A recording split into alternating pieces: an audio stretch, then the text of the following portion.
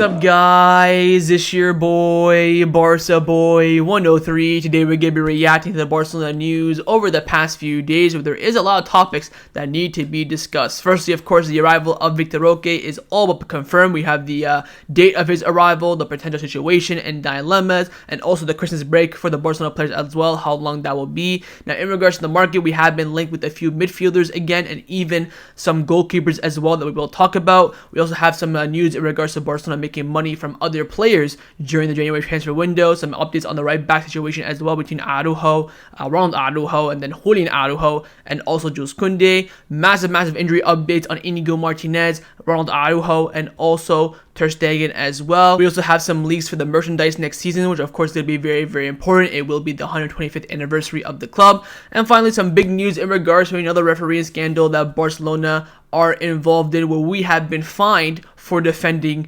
ourselves. Crazy. But before we get into it, make sure you guys smash that like button down below. Let's try to get the 200 likes in this video. Be very much appreciated. And also, if you're new, make sure to subscribe down below if you haven't already, and let's get into it.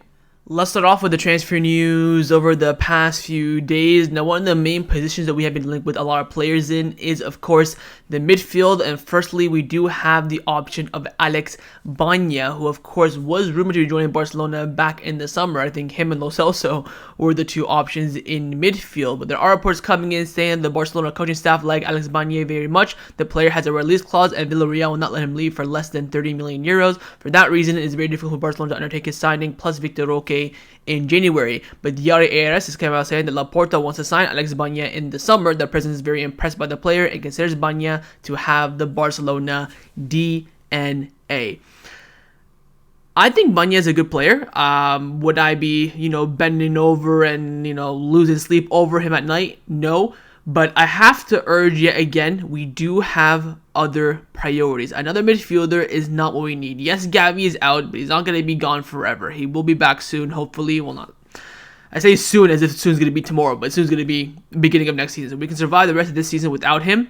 Again, we need a pivot first. I would even suggest that we might need another winger in the event that, say we don't sign Joao Felix, Rafinha leaves, or Varane, or whatever the case may be. I think we have other positions first, figure out the right back situation, and then maybe you can strengthen that midfield. Is he a player that I think is a good option? Yes. There has been a lot of talks about Alex Garcia from Girona. He came on the media saying that he would love to play for Barcelona in the future. I think Alex Garcia is by far head and shoulders a better player than Alex Baena. That is my opinion. I think even Alex Garcia would be cheaper. So it comes down to Barcelona narrowing down their targets, seeing who they want to sign. I do think we do need a midfielder, but I think definitely the right back situation, the wing situation, and of course the pivot should be a priority ahead of signing an additional midfielder to the one that we already have. So we'll wait and see. But there has been another name that has emerged as well, a new name, and that is Donny van de Beek. And this is coming in from Miguel Sanz from Sport, and he's come out saying that Donny van de Beek has offered himself to Barcelona. The player is eager to leave Manchester United in the January transfer window after having little to few minutes this season, even over the last 3 years. The transfer is unlikely though due to financial constrictions, and the sporting area is not in favor of signing anyone during Gavi's absence.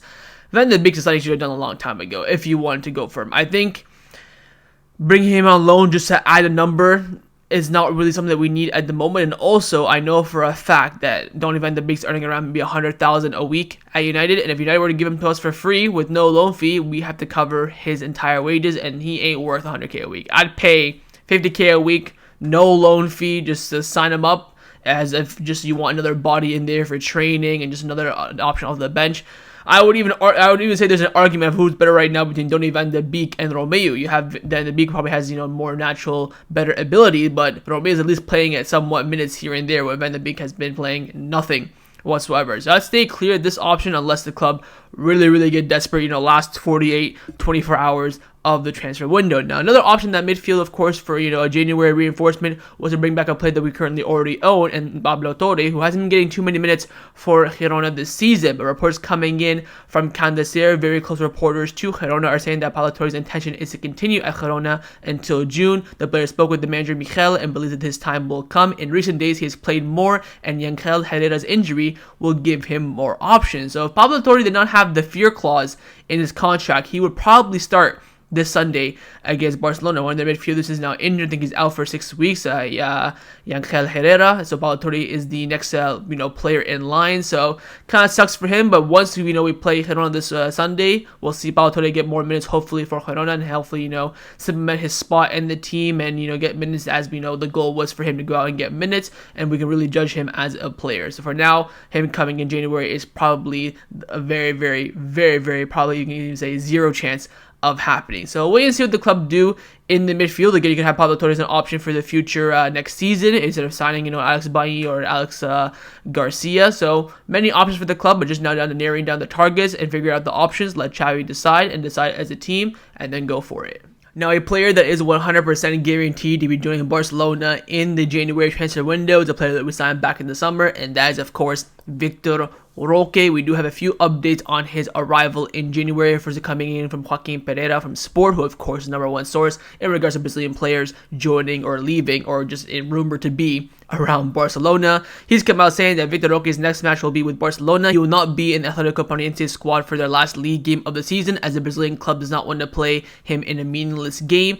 and with nothing at stake. Barcelona expect to register him in early January so he could make his debut against Las Palmas on January the 4th. So hopefully by between January the 1st and the 4th, Vitor Roque can be registered, but 100% he'll be in Barcelona training with the first team. You might see with Barcelona, you never know, that you might see his registration get delayed a few days. Might be, just in time for the playing for the Super Cup or something like that. I would not be surprised whatsoever. But again, the plan is to register him before the game on the 4th against Las Palmas. Although Vitor Roque's Barca debut could be on the 4th of January against Las Palmas, his home debut at the Montjuic could be pushed back until January the 28th against Villarreal, because in between there'll be some Copa del Rey games and the Super Cup and a trip to Betis. So of course the Copa del Rey first round, probably I think we're guaranteed an away draw. Super Cup of course in Saudi Arabia, and then Betis Benito Villamarin is away from home. So we won't see Vitor Roque in the Montjuic until probably end of January, but again, the possibility is definitely there. Now, in regards to his registration, Mundo Deportivo reporting that Barcelona don't even have to unregister Gavi to register Vitor Roque, as they now have less than 25 players in the first team.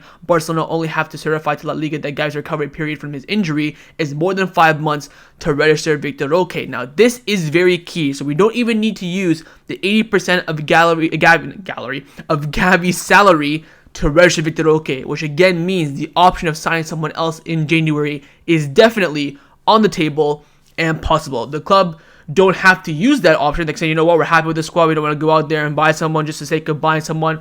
Understandable completely, but again, the option is there. All this talk about it's only Vitor Roque, Barcelona cannot sign anyone else, here is even more proof than that. We're not even using Gavi's 80% of his salary to bring in Vitor Roque. He is joining simply on the fact that Gavi's out injured and we have less than 25 players in our squad. So again, big move by Barcelona. We're bringing in Vitor Roque after all the struggles we've been hearing over the past few weeks, and again, the option of bringing someone else in January is on the table, so keep your eyes open for that, whether it's a goalkeeper, midfielder, whatever the case may be. Now, finally, Vitor Roque, there were some worries about him participating with Brazil in the Olympics, but apparently Barcelona will be shutting that down. Again, Joaquin Pereira from Sport came out saying that Brazil want to call Vitor Roque for the South American pre-Olympics between January the 20th and February the 11th in Venezuela, but since this tournament is not in the FIFA calendar, Barcelona will not authorize his travel.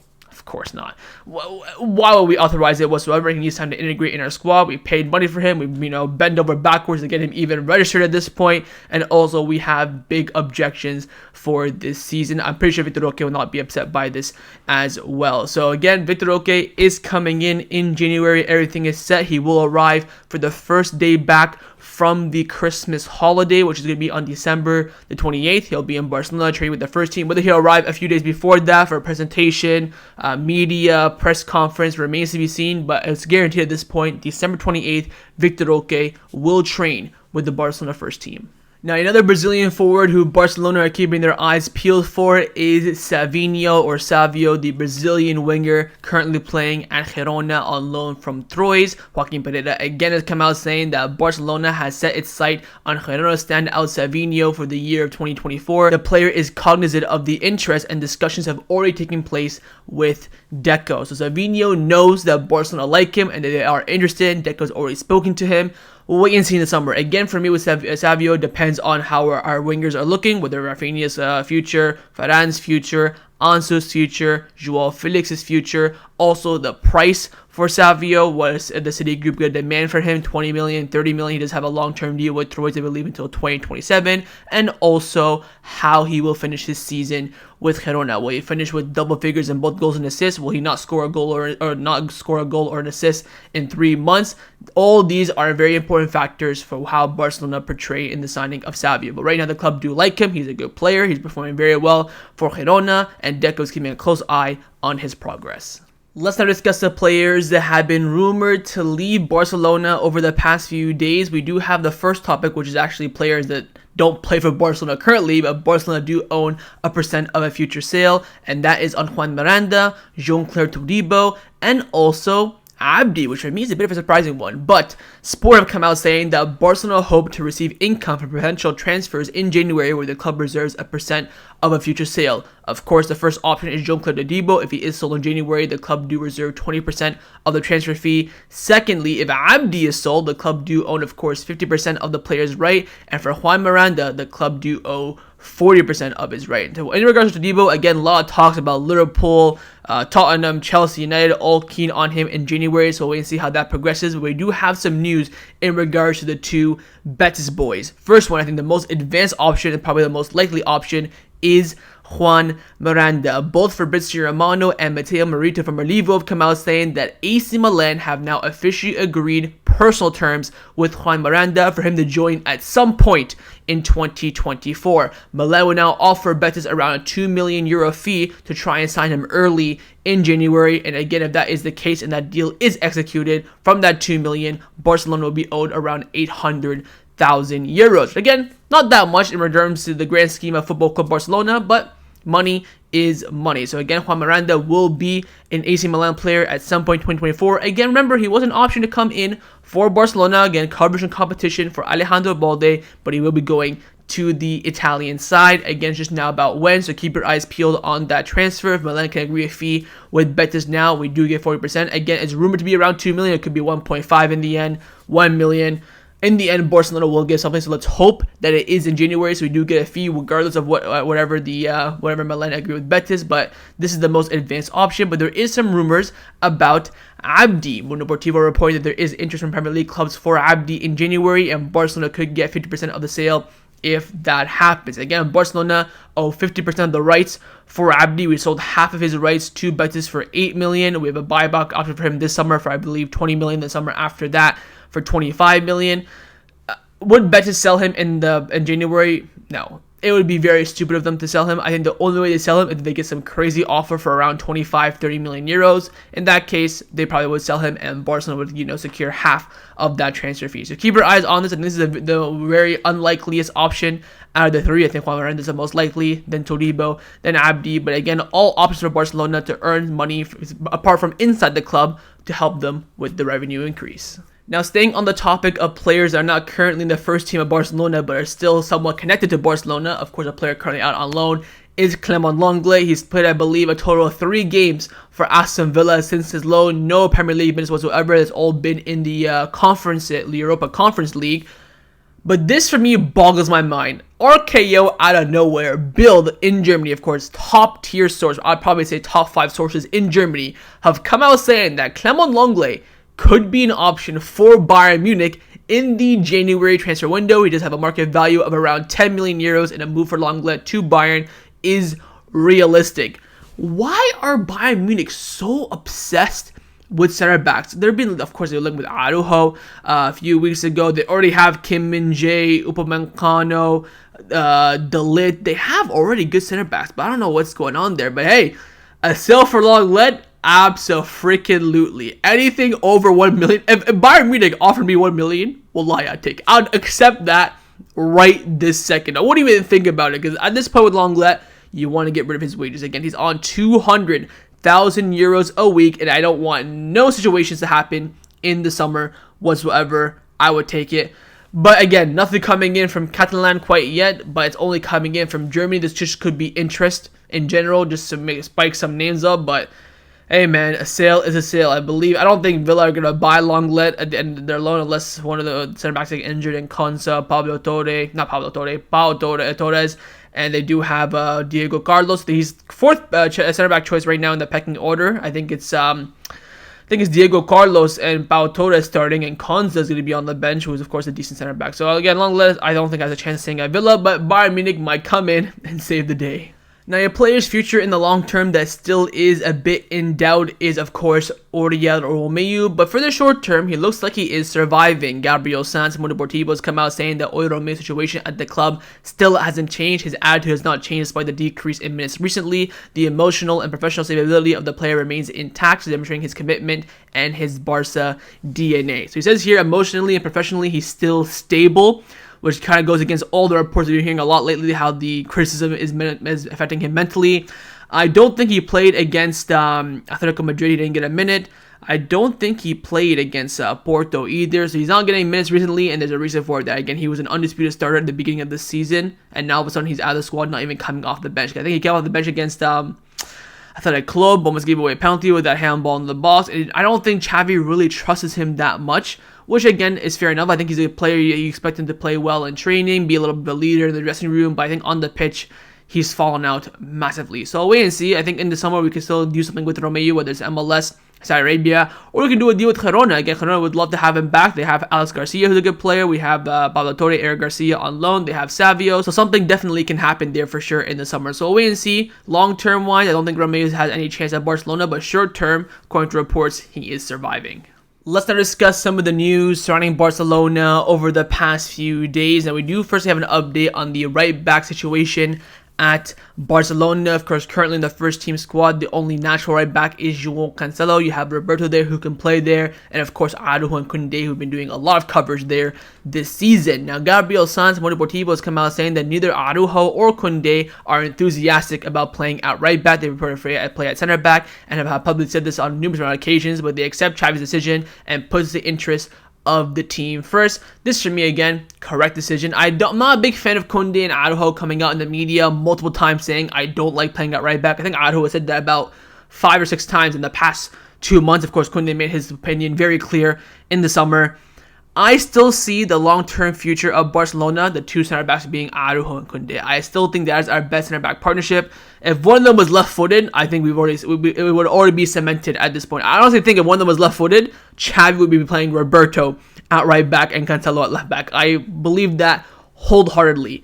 The issue is, again, right back, we have no one else apart from Cancelo, and he's now playing at left back to put pressure on Balde. Again, signing a right back this summer or, betting in-house is very important. And in-house, of course, we do have Julian Araujo. Sport are saying that Julian Araujo may make a comeback to Barcelona, and he's showcasing progress as a player and demonstrating impressive physical prowess. Barcelona will decide towards the end of the season to determine whether he'll join the first team next season or not.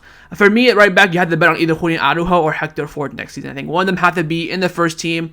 Coverage and competition with João Cancelo, they have to be there. Araujo is doing very well on his loan with Las Palmas. He played well against Madrid at the Bernabeu. He's getting some goals recently, playing well under Garcia Pimienta. Pimienta is giving him high praises as well. So again, the loan is not even halfway done yet, and hopefully does get stronger and stronger. I think is a very good option to have for Barcelona. But for now, we have to stick with what we've got with Araujo and Koundé. Again, it's very clear that 99% of the time, Koundé will be better than Araujo at right back for the team that we're facing against. Araujo should only be playing if we're facing, a top left winger. I've said this about 1 trillion times. Let's hope Xavi has learned this after Koundé's good performance at right back against Atletico Madrid. I am a bit worried about Koundé though. He just starts playing there regularly. He might push for a move, but then again, he was the starting right back for France in the World Cup final, so I don't know. We'll wait and see, but for now, we're going to have to stick with Araujo and Koundé at right back, even though despite probably they're both our best 2 center backs. Let's now discuss some of the injury updates around the first team at Barcelona. Bloody hell, we've been hit with a rock recently in terms of injury. We've had 3 massive blows. First one up is Inigo Martinez, who of course was injured in the warm-up before the match against Atletico Madrid. The club released an official statement saying that tests carried out have received that Inigo Martinez has a right hamstring injury. He's out, and his recovery will determine his availability. Of course, reports have come out afterwards, mainly again from Javi Miguel from AES, the injury man himself, that Inigo Martinez will be out for a month. He will not play again in 2023. He is expected to be back around the beginning of 2024. So maybe Las Palmas game, Copa del Rey, Super Cup, somewhere around there, Inigo Martinez will return. Not too big of a blow. Again, we have now Girona on Sunday, Antwerp Champions League, we're basically through. You have Mestalla, which is a big game, then Almeria and the friendly. So I think we'll survive without Inigo. We have, of course, excellent coverage at center back that doesn't get, tired out too much. And with Inigo Martinez dropping out now, we could see Pau Cubarsí getting a run in the first team, especially in that friendly against Club America. Tony Juan Martínez come out saying that Pau Cubarsí is the chosen one to cover Inigo Martinez's absence. He will be the fourth center back in the squad until the end of this year. Xavi likes Cubarasí's profile a lot. He has already trained with the first team on numerous occasions and also included in some squad lists. Everything indicates that he will be in the squad for the Girona game, and he could even make his debut for the first team in the Copa del Rey in January if they get such an opportunity. So again, it will be Cubarsí that's going to be the fourth center back. McAlfay will stay with Barca Athletic. But in regards to the first team, of course, it will be Christensen getting the nod. Tony Juan Martínez come out saying despite Xavi preferring Inigo Martinez in some important matches this season, Christensen, who was benched despite not making a single mistake, never made a bad face or complained or lowered his interest and continued with the same attitude on and off the field. That's true. I will say this though, he did complain a bit international break in October when he went to Denmark. He said he was very unhappy with not being selected in that Porto away game at the El Drago Stadium. So apart from that though, nothing. I do agree. He never asked for any explanation, and the player is admired a lot for this. Last Sunday he played without even warming up when Inigo got injured during the warm-up, and thanks to always being prepared and not thinking about things he cannot control, Christensen and Barcelona's defense played a perfect game, and the coaches were very impressed. The Barcelona dressing room describes Christensen as a competitive robot, and his teammates and coaches admire his professionalism a lot. Again, Christensen is a top player. I think a lot of Barcelona fans thought that he should have started the match against Atletico Madrid, and if he did start, Inigo Martinez will not be injured. So, if buts and maybes there. I think Christensen, of course, fantastic player. I think he's probably one of the best ball carriers at center back as well, alongside, I would say, Jules Koundé. Again, Inigo Martinez is basically starting because of his left foot. I think the level of defensive input between Christensen and Inigo is very much the same. I think Inigo just has that dog in him where he'll go and break your legs if needs be kind of mentality, but also that left foot, it just provides so much ease in passing off from the back and building up play. I think that's one of the main reasons why Christensen has dropped out, but for now he will be back in to help Barcelona. But there was another injury at center back during the Atletico Madrid game, and it was to our captain, Ronald Araujo. Tony Juan Martí broke the news saying that Ronald Araujo has suffered a small fracture in his cheekbone in the match against Atletico Madrid. He still continued and ended the game well, and the idea is for him to start against Girona on Sunday too, despite the fracture. Now, when I got the notification that Araujo was injured, I absolutely shat myself. Again, no official statement from the club quite yet on the fracture, but with the fracture being said, Araujo will have to play with a mask on for the rest of this year, essentially. Ferran Martinez from Deportivo came out saying that Araujo has decided not to undergo surgery for the broken jaw he suffered versus Atletico Madrid, and he still wants to be part of the team. He will play against Girona with the face mask and is expected to do so for about 3 weeks so that he can fully recover from it. If he did have the surgery, I believe he would be out for Antwerp and Girona, but again, having him there for Girona is very, very important. And with Ter Stegen being out, which we'll talk about in a few seconds, he will be the captain for the first team, leading the team out. He probably lead the team out for the next few months because Roberto's barely going to start games. I think Roberto maybe get the Copa del Rey game. That's pretty much it. So with Araujo, he's very, very integral to Barcelona. And again, he has suffered a fracture in his cheekbone, but again, he will be wearing a mask and will still be able to play for Barcelona.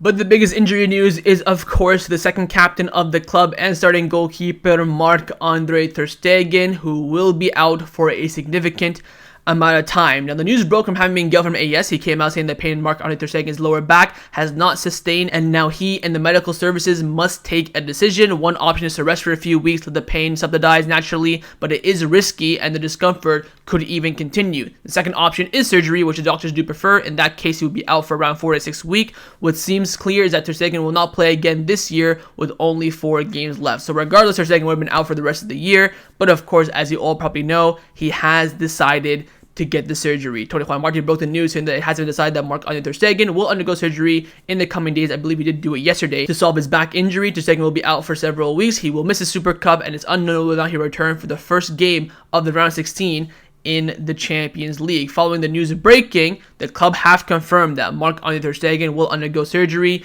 and in order to solve his lower back problem. Ter Stegen came out with an Instagram post saying that they thought about this a lot. The club talked about it a lot. It was the best decision for the club, the team, and himself as well. So with that being said, he will be out for a little bit. Now, once this broke, there was a lot of reports that Barcelona were going to be in the market for a goalkeeper. We're going to go for De Gea or Sergio Asensio. They were linked with Kasper Schmeichel. Michael, Bonu in Saudi Arabia. The links were going on and on and on. And I was sitting there thinking, like, he's going to be out for like 2 months. But acting like if he's out for the rest of the season, fair enough. You can dive into the market. I wouldn't complain whatsoever for a short-term replacement.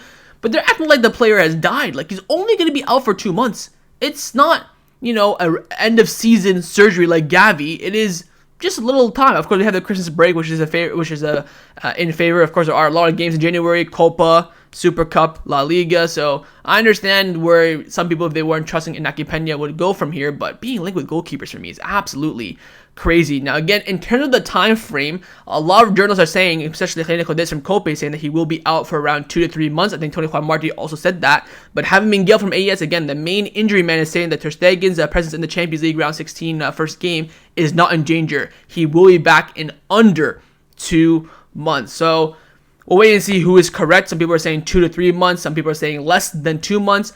I hope it will be less than 2 months, and I think that does make the most sense. And again, if he's out for less than 2 months, why are we going to go sign a backup goalkeeper? Because it makes no sense. And also, you have to give credit to Inaki Pena, who has been doing absolutely fantastically well. Recently, Fabrizio Romano came out saying that Barcelona do not plan to sign a goalkeeper to cover Ter Stegen's absence. They trust fully in Inaki Pena. Gabriel Sanz, Mundo Deportivo, came out saying that Inaki Pena is very much loved in the Barcelona dressing room for his character, but if he needs to show that he can make a difference on the pitch, and he has already done so. Roger Toledo from Mundo Deportivo came out saying that Barcelona's faith in Inaki Pena was and still is blind. Xavi's the one to convince him to stay in Barcelona's squad despite having multiple offers across Europe. Pena is usually the first one to arrive in training and the last one to leave. From the club, they say that he trains like a beast, giving his all in the field and in the gym. From the dressing room, they say that he always trains well, as if he is going to play a game whenever the chance comes. No matter how much intact he has been, he can perform. Off the field, he has been quiet and balanced life with his partner, which has been a positive impact on his work. Of course, this always happens a lot when a player really breaks into the first team. You get the backstory in their life. They train like a beast. They train like a dog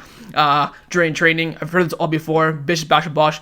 I want to see it on the pitch. Again, I have no problem whatsoever in backing Inaki Pena for 2 months. Again, this is the rest of the season, Ter Stegen. I probably would be pushing to sign a goalkeeper on loan, an emergency goalkeeper. But with it being less than 2 months, no worries whatsoever. So Inaki Pena, he's got big games coming up, of course. Girona, you have Mestalla away, Saudi Arabia Super Cup. There's going to be some big games in January as well. So it's going to be a big moment for him. And this is his big chance to really put a stand on not only providing coverage, but also strong competition for Ter Stegen. So again, good luck to Inaki Pena over the next 2 months or so, but Ter Stegen will be out. He did his surgery, I believe, in France yesterday, and he, of course, hopefully will make a full recovery. He should be back around end of February, beginning of March time. In other news, Barcelona's merchandising for next season has been leaked yet again. Of course, next season will be big as it is the 125th anniversary of the club. And I can see from the emblem on the screen, Barcelona will have a specific patch on their shirt to commemorate, of course, the 120th anniversary of the club. I don't know if this would be on the kit for the entire season, just for the month of November. I'm not quite too sure. But again, there will be that emblem in the middle of the kit to commemorate the 120th anniversary of the club, and it will be the same as well on the polo shirt. By the way, this looks absolutely fantastic. I like the black and gold. I like the badge having the blaugrana colors as well. You have the 125 on the sleeve as well. So again, slowly as we get closer, the merchandising is getting leaked, and it's supposed to be very, very fire merchandise. Let's hope that is the case. Again, the home kit next season looks absolutely brilliant. Of course, the away kit will be all black, and the third kit's going to be that little bit of a teal, light yellow color. So again, the product is looking good. Just not on about Nike to execute and provide all the merchandising on time, or else the feud between Barcelona and Nike could really, really heat up. Now, the final topic that I want to discuss before I end off this video is in regards to Barcelona's refereeing scandal over the past weekend's match against Atletico Madrid. If you didn't know already, there were reports coming out from Jordi Hill from Sport saying that there was outrage at Barcelona for the refereeing of Sanchez Martinez's performance at the game, and there is growing concern at the club about the performance they received every week. The linesman of that game even wanted to hear what was being said in the Barcelona dressing room after the game and waited outside the door there inside of going into his room. This caused an argument in the tunnel with Barcelona's press members. So the linesman during halftime and full time wanted to go into the Barcelona locker room, kind of sitting outside eavesdropping to see if they were talking about the referee to again impact their performance on the pitch, and this pissed off Barcelona, more specifically Joan Laporta. But of course, in Spain, everything gets turned and spat at you right in the face, to the fact that Barcelona were fined for questioning the referee of why he was in front of the locker room trying to eavesdrop on the players and the manager's conversation. Barcelona got fined. Mundo Deportivo came out saying the competition committee has fined Barcelona €602 for Barcelona's press chief and advisor Edu Polo confronting the linesman versus Atletico outside the dressing room and asked him, "What are you doing here?" The linesman then reported to the referee Sanchez Martinez, who mentioned this in his report. Barca suspect that the linesman was spying on the dressing room for possible criticism of the referee during the match. Referee Sanchez Martinez said that the linesman was in the area in the tunnel where the current regulations permit and that he was there for a camera for an interview. Absolute bullshit. So we beg the referees to come out after games and speak when they don't want to, but then during halftime they're trying to find cameras and stuff like that. What democracy do we live in to when we are defending ourselves and we get absolutely shafted? By the way, Edu Polo, of course, was appointed as the chief advisory for the media for Barcelona by Xavi. Of course, he worked for Mundo Deportivo Edu Polo for 40 years, very close with the club. The referee walks by, doesn't fight him, doesn't swear at him, just says, "What are you doing here? Why are you in this area? You're not allowed to be here." And again, he was, moving around like he was trying to listen to what Barcelona players were saying in the locker room about the referee and blah, blah, blah. But it's us who get fined. This entire country is corrupted. It's even worse corrupted now, by the way, because Javier Tebas has been re-elected as the Liga president. He will be the president until 2027. Again, he had no opposition. He called the election immediately. No one could prepare, and he just won it because no one wanted to run against him. So, I mean,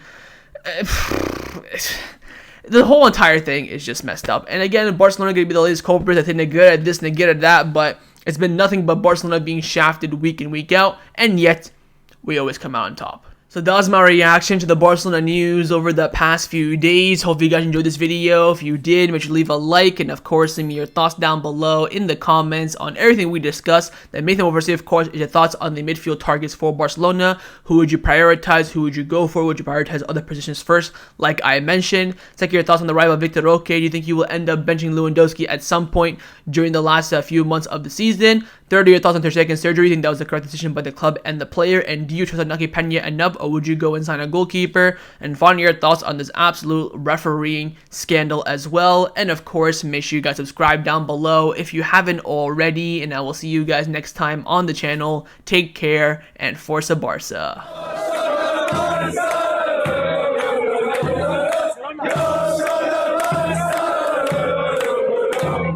Yeah.